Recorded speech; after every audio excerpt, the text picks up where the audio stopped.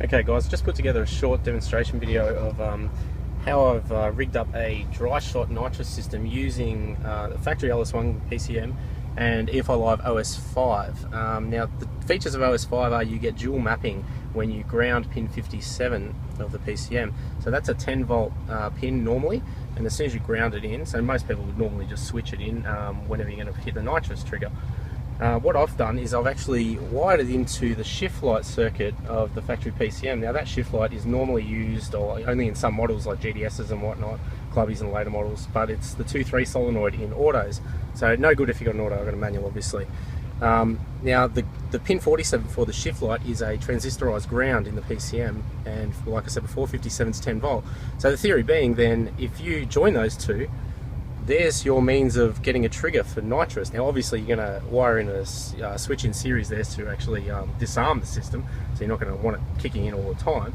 But the idea there is, if you have that, arm it with a switch, big ass relay that I'm using here, 100 amp solid state relay, way more reliable than you're going to get in any nitrous kit that I've ever seen.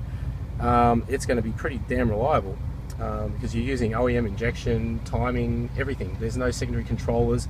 And really, it's dirt cheap. A couple of pins. The relay's $50, but I mean, there's no reason you have to go overkill like I have. You could get away with a normal relay that's supplied with the nitrous kit. It's still going to work.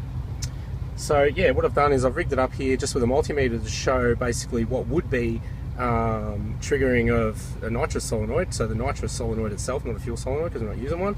And I've just rigged it up on the multimeter. So you can see open loop at the moment. And obviously now I've set the PCM to trigger the enabling of the system when you hit 1500 reps. Obviously that's not what you're going to do in real life when you're actually squirting the juice, but yeah, you can set TPS limits and RPM limits as well. So the plan being, yep, you set the shift light trigger to come on at 3500 revs, 100% throttle, and away you go. So just to show that, I've set it at 1500, so yeah, up she comes, closed. Boom. And I just show the dual mapping kicking in. Watch here the timing and the O2 sensor voltage. Obviously just sitting idle, disabled at the moment, you know, we're around the 500 millivolt area, and obviously when we go rich as hell, it's going to get closer to your 1 volt area.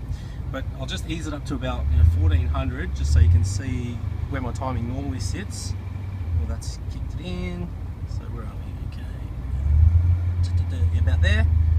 So you know, your mid 30s kind of stuff, 33, yep, millivolts still good. I'll show you the trigger as well. So when we go a bit higher, open, timing gets pulled, fuel goes rich as hell.